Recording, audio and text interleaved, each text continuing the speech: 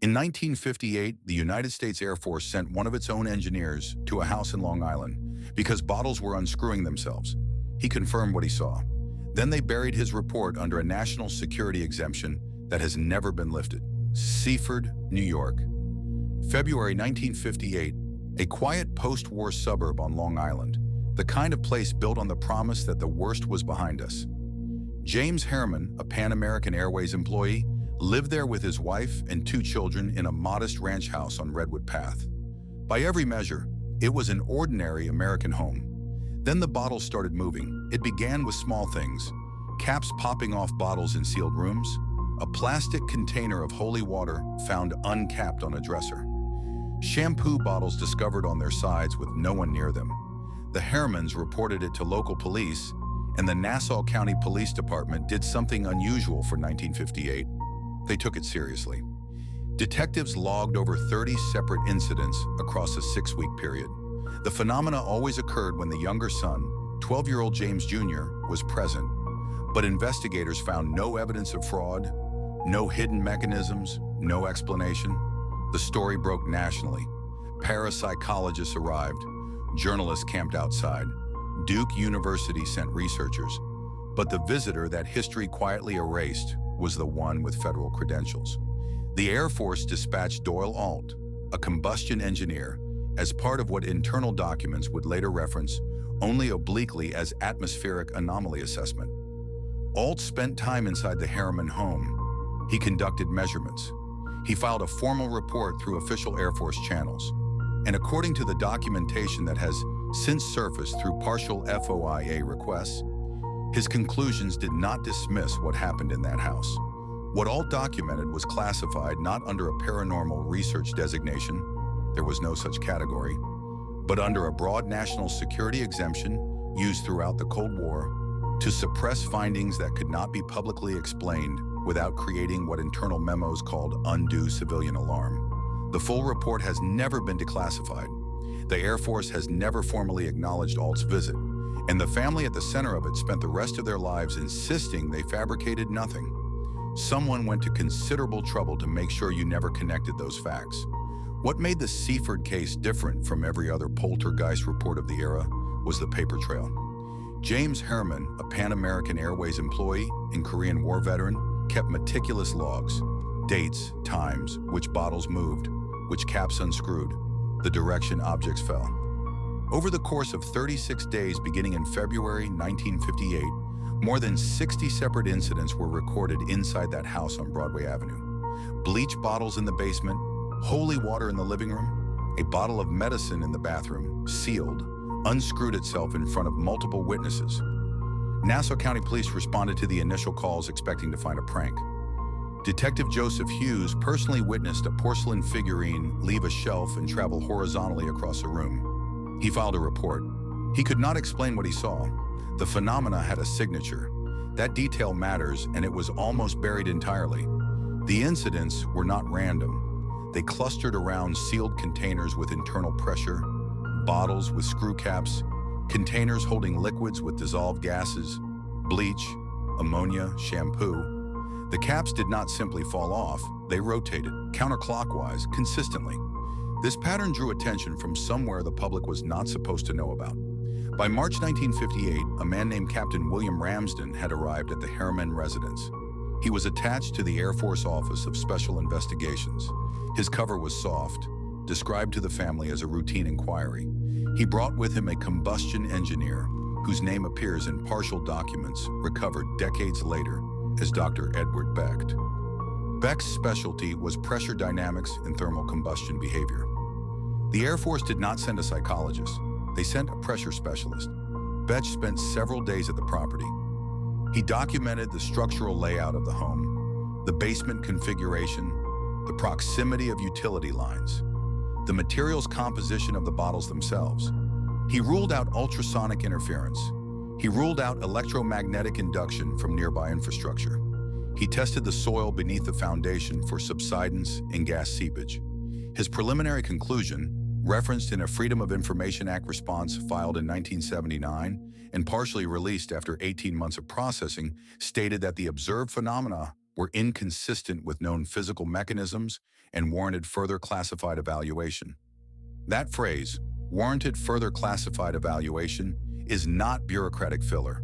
It is a formal trigger for National Security Act exemption protocols. The moment Becht wrote those words, the investigation disappeared from public record.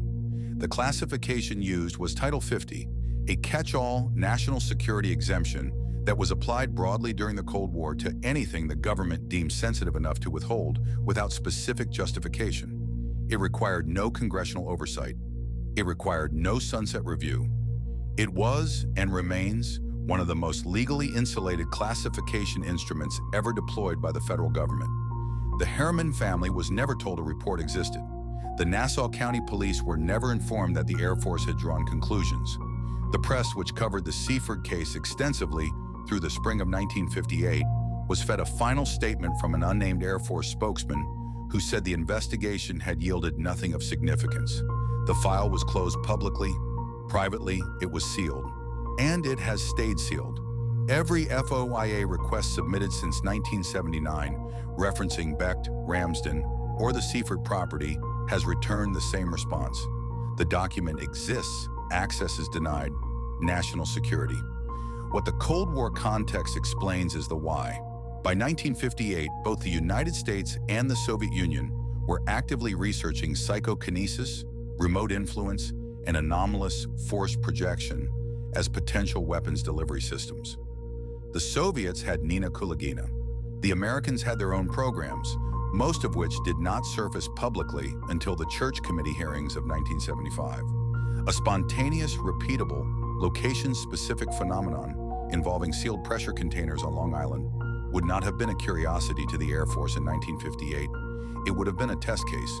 The question they needed answered was not whether a ghost was unscrewing bottles in a suburban house. The question was whether the mechanism behind it could be understood, replicated, or weaponized. That is why they sent a combustion engineer. That is why the report was classified under national security. And that is why 66 years later, the Herrmann family's 36 days of documented terror remains one of the most officially confirmed and systematically suppressed paranormal events in American history. The combustion engineer the Air Force sent to Seaford in 1958 was not there by accident. His name was drawn from a pool of specialists whose primary expertise was understanding how energy behaved inside sealed environments: pressure, ignition, containment failure. What he found at the Herrmann house on Redwood Path defied every framework he had. Bottles with screw caps, not pop tops, not corks, but threaded caps requiring rotational force, were found open. Objects moved laterally across flat surfaces. A ceramic figurine traveled 11 feet with no slope, no vibration source, no draft. He documented it all. He filed the report through official channels. And then the Air Force did something that tells you everything you need to know about what they actually believed.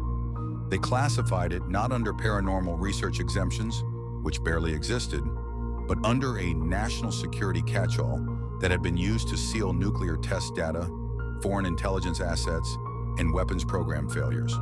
They put a poltergeist report in the same drawer as the bomb. The reason that classification matters is not because the Air Force believed a ghost was haunting a ranch house in Long Island. It is because they believed something else entirely.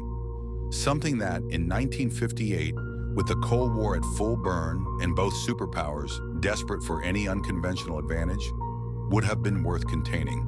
The leading internal theory, never officially stated, but reconstructed from the engineer's known area of expertise and the specific terminology flagged in the redaction requests, is that someone in the defense apparatus suspected the Herrmann phenomena might be evidence of directed energy interference, Soviet microwave or infrasonic testing on civilian targets, an experiment in psychological disruption using frequencies that could move matter, unscrew lids, shatter bottles, terrify a family, and leave no trace an ordinary investigator would recognize.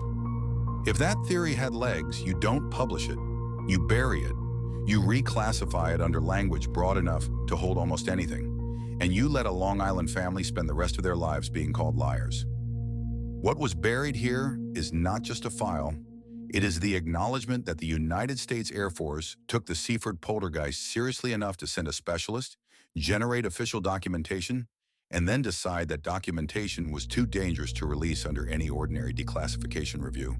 The report has never been fully surfaced. The family's gone. The house still stands. And somewhere in a federal archive, behind an exemption that has never been lifted, is a combustion engineer's account of something he could not explain. Written in official language, stamped with official seals, and locked away by people who understood exactly what they were hiding. What do you think they actually found in that house? Soviet interference, something stranger, or a secret the government has never come close to admitting?